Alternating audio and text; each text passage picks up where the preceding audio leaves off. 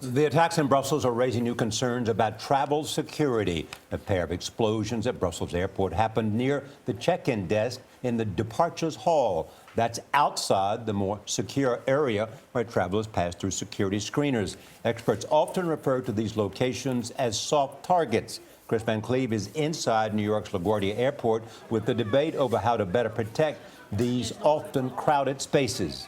Kris, good morning.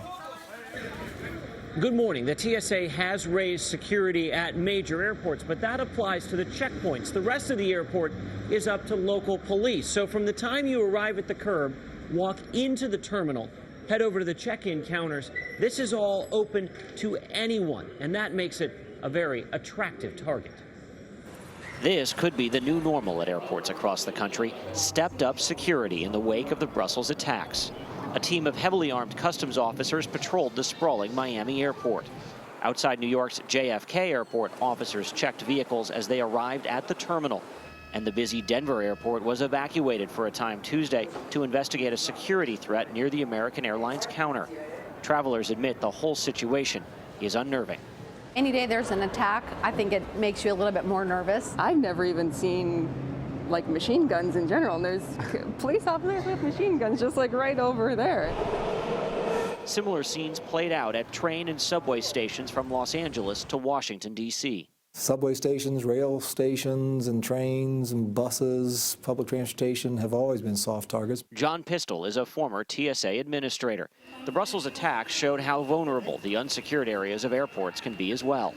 Airports want to be seen as inviting places where people can come in and have a meal, shop. Creating a larger secured area at airports was considered after the 2013 shooting of a TSA officer at LAX. But Patrick Gannon, the chief of the Los Angeles Airport Police, says there's no easy answer.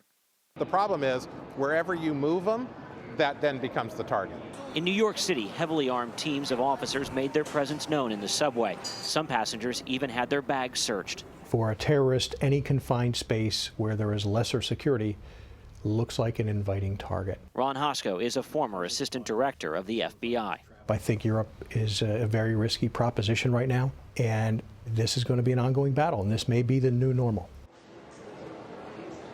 Another challenge with moving the security perimeter back is it would likely require costly infrastructure to be installed at airports across the country while just shifting the problem to another place. Instead, terror experts like the theory that between the parking garages and the security checkpoint to have a very robust, very visible police presence. But Gail, yesterday there was no deterring the attackers.